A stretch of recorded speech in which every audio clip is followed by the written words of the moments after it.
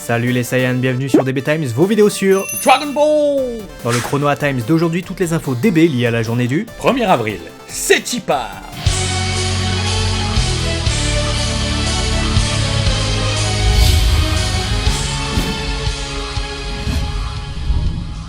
Le 1er avril 1992, le public nippon découvrait l'épisode 134 de Dragon Ball Z. Alors bien que ce soit le 1er avril, c'est pas une blague, même si le réveil et le dernier recours de Gero contre les guerriers Z, numéro 17 et numéro 18, refusent d'obéir. Pire encore, numéro 17 tue Gero. Lui son géniteur, comme il se qualifiait. Ouais, géniteur, comme on l'a vu précédemment, c'était des humains à la base. Des humains adolescents qu'il a kidnappés pour les transformer en cyborgs, en les transformant au niveau cellulaire et en leur implantant notamment une bombe. Putain, j'ai des sales images avec ce vieux maintenant. Je le vois tel un prédateur, tu sais, dans une vieille fourgonnette prêt à commettre des enlèvements. Ça explique en tout cas leur haine envers ce créateur entre guillemets, car bien qu'il les a conçus en tant qu'humains artificiels, avec une nouvelle identité et leur nouveau pouvoir acquis, ça reste des humains à qui il a tout pris. Toujours est-il que pour le remercier de cette nouvelle vie accordée, numéro 17 décide de faire de la bouillie du crâne du vieux scientifique. Un génie s'en est allé. Bon, faut savoir, c'est un criminel notoire aux tendances glauques ou un génie brillant? Les deux. Dans la foulée, Trunks fait exploser le laboratoire, pensant ainsi empêcher le réveil d'un autre humain artificiel, le numéro 16. Qui lui est un robot, donc conçu de A à Z par la technologie du Dr Gero. Et c'est pas une bonne nouvelle, hein. Même Trunks en perd ses cheveux, regarde. Je pense qu'il s'est fait les pattes, mais le coiffeur a coupé trop court. Ça doit être ça.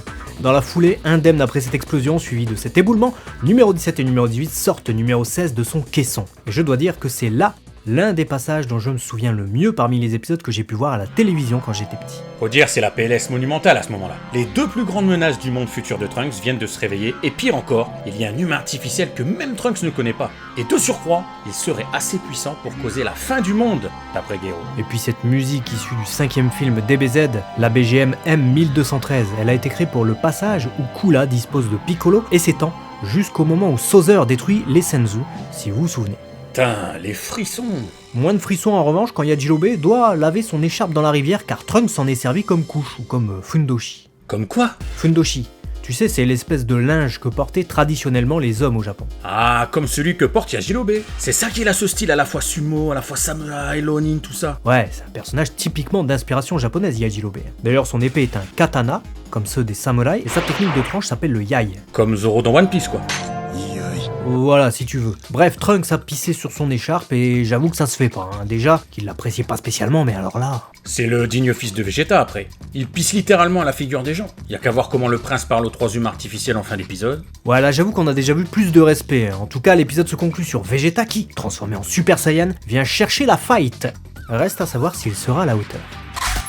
Le 1er avril 1986, soit 6 ans plus tôt dans l'œuvre originale, on en était au chapitre 68, avec Goku qui arrive à la capitale de l'Ouest, là où vit Bulma. C'est l'occasion pour Goku de découvrir la ville pour la première fois. On nous amène ainsi tout un tas de gags marquant le contraste entre ce que lui connaît, la campagne, les montagnes, et le monde de la ville avec la civilisation.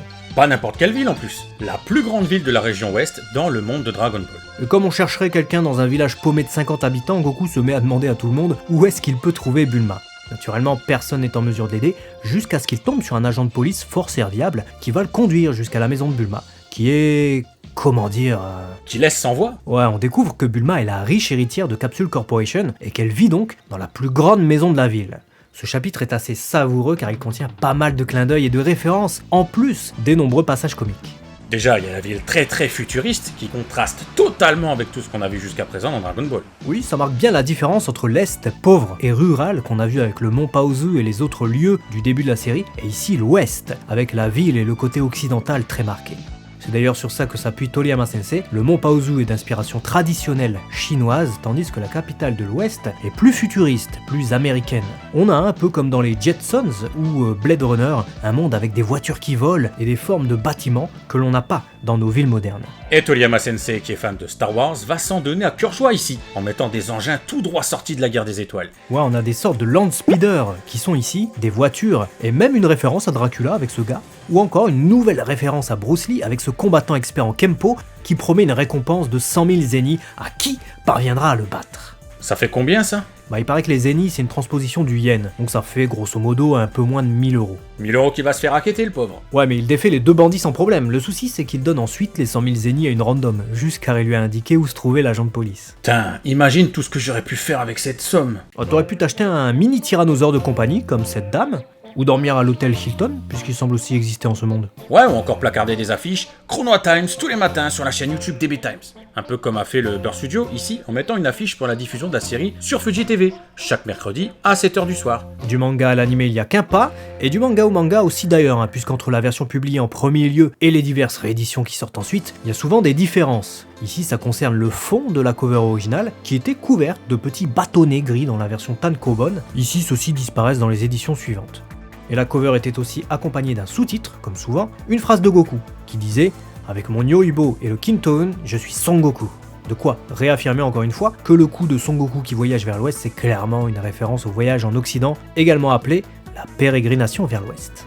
Le conte chinois qui a inspiré les débuts de Dragon Ball et le personnage de Son Goku.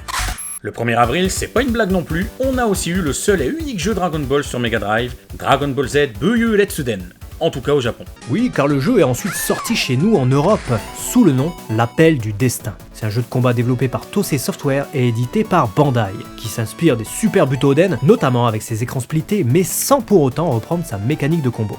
On a bien sûr un mode histoire et la possibilité de jouer à 2 joueurs. Et le jeu proposait 11 persos jouables, soit un de plus qu'Hyper Dimension sorti 2 ans plus tard. Ouais, vous l'avez vu d'ailleurs avec nos Chrono Times, on en était qu'à l'affrontement qui débutait entre Vegeta et Majin Buu au moment où sortait ce jeu, pour ce qui est du manga, et l'animé lui en était à l'arrivée de Yakon. Pourtant, aucun personnage de l'arc Majin Buu n'est présent dans le jeu, pas même Gohan adulte. Ouais, bizarre. En tout cas, je suis au moins satisfait d'un truc, c'est que le nom japonais Buyuu Retsuden était cool, mais traduit en français, c'était pas trop ça. Le titre français n'était pas si mauvais que ça finalement. Ouais, je sais pas, dites-nous ce que vous en pensez dans les commentaires, et y avez-vous déjà joué? N'hésitez pas à vous manifester, plus on est de fous, plus on rit. Nous on se retrouve dès demain pour un nouveau Chrono Times. Matane.